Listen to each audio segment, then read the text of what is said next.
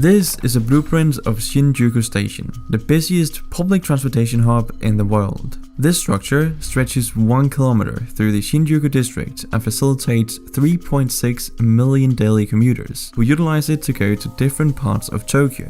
On its 5 main levels, you'll find one of 3 major means of traveling. For those on the go, Shinjuku boasts 3 subway lines that connect it to sister districts like Shibuya, Minato, and Chiyoda, all within minutes. Those using trains have their pick of 5 different railway companies that arrive and depart simultaneously, located throughout the station's 20 different platforms. If you're looking to travel long distances though, Shinjuku's impressive bus terminal hosts 1,600 long-distance travel lines that connect commuters to Tokyo and Greater Japan. It's a shining beacon of Tokyo's envious and ambitious infrastructure design, and what's crazier is the fact that this same formula is repeated throughout the megacity in different districts, all interconnected in an urban design that's unmatched and quite frankly a masterpiece. Tokyo is not just a city, it's a nation within a city.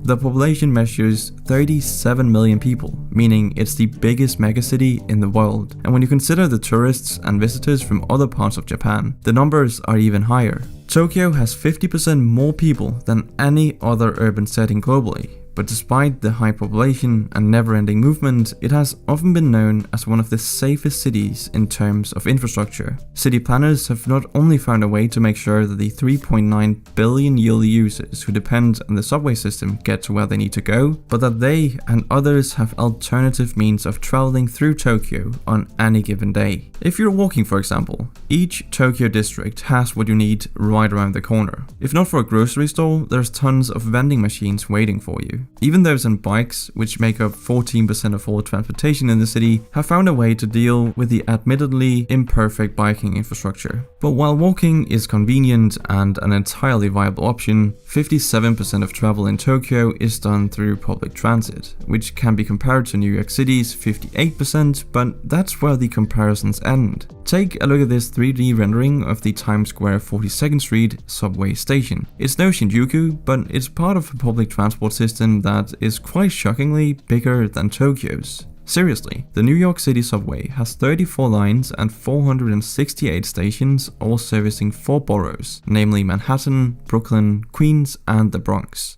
But bigger doesn't always mean better, and that's definitely the case here. Because despite its size, it comes second to Tokyo's annual passenger frequency. This is possible because Tokyo's system, while much smaller, is way more efficient. It's the result of a necessity that grew over time as people flocked to the big city and space decreased. The flexibility and constant work on each transport system and the insane $200 billion annual budget for Japanese public construction from 2013 to 2023, which is 40% of their entire GDP by the way, make Tokyo a brilliantly built city. But it didn't get there overnight. After the end of World War II, Japan, like many other countries, had to rebuild its nation. However, Japan didn't have access to oil reserves and expensive auto transport systems, which led to the auto boom in countries like the United States. So the Japanese government, in collaboration with private companies, invested in railway lines instead in an attempt to connect Tokyo's more suburban areas with the city center. Combine this with the historically lower income of Japanese households and the demand for solid public transit grew. This completely left the car as a means of transport in the dust. Hence, it's no wonder the average car ownership per household in Tokyo is 0.56, which is shockingly low for a developed urban area, in comparison to a city like Chicago that has a car ownership rate of 1.12 per household. Betting on public transport was a risky move that paid off for Tokyo, as it's one of the few examples of a system that is practical and profitable. I know, you're probably thinking the same thing as me. Public transport and profit are words that don't ever appear in the same sentence, but in the case of Tokyo, they do. And to achieve this, Tokyo city planners, collaborating with private builders and the government, made the idea of using cars and taxis to get around the city as unattractive as they possibly could get away with. Just look at Tokyo's traffic. It's a nightmare that can pretty much only be compared to the long hours spent navigating LA's infamous road congestion. Although Tokyo is worse for a very simple reason. Take a look at the Shuto Expressway of Greater Tokyo. The winding and overlapping roads mimic the US's interstate highways. If you travel greater distances though, it requires expressway passes that could cost you as much as 14,000 yen or $120 for specific areas over a 1 to 2 week period. It might sound ridiculous, but it helps public support for transit systems. It makes it so there's no competition when comparing cars with the subway, bus, or train. And that's a good thing, because public transit in Tokyo is objectively the superior option to a car-based city. Even if one did want to make a swing at using a car to get around, they better have a lot of free time, because a train or subway will get you to your destination much faster than a car will, as transit vehicles run on a strict time crunch, operating within a minute of expected arrival or departure time. They're also super fast, moving at 1.5 times the speed of a car that's limited by speed restrictions, traffic, and unpredictable roadblocks. So yeah, public transit is the way to go, and passengers only need one card to travel across Tokyo, the Pasmo card. Which might sound like it should go without saying, but before the 2000s, people would have to line up in huge crowds to buy tickets from different train and subway companies, and the Pasmo card collaboration has solved this issue, while also leading to a shared railway system that has only unified Tokyo's great infrastructure further. Now, you might be thinking that Tokyo's subway and rail systems are simply too technologically advanced to be compared to cities like New York. But what Japan is doing is pretty basic.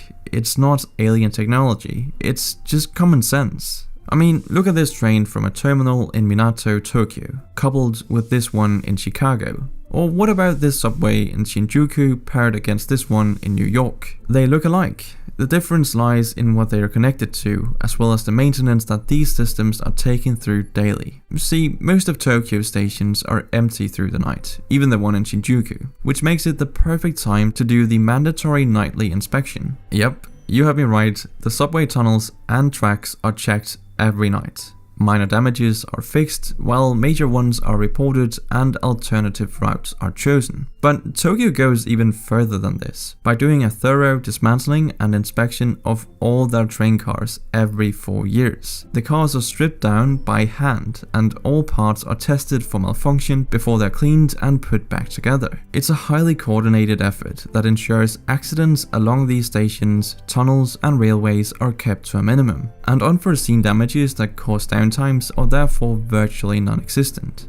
Oh, and let me just quickly mention the Shinkansen, Tokyo's bullet train, that has a maximum operating speed of 320 km per hour, making trips out of Tokyo a breeze.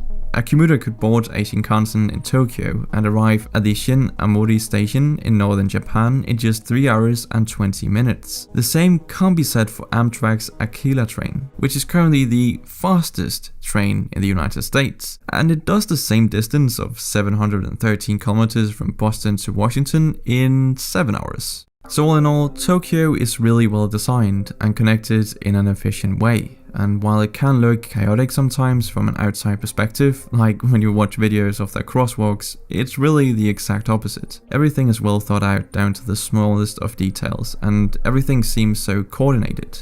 But that's it for this video. Thank you for watching, I'll see you in the next one.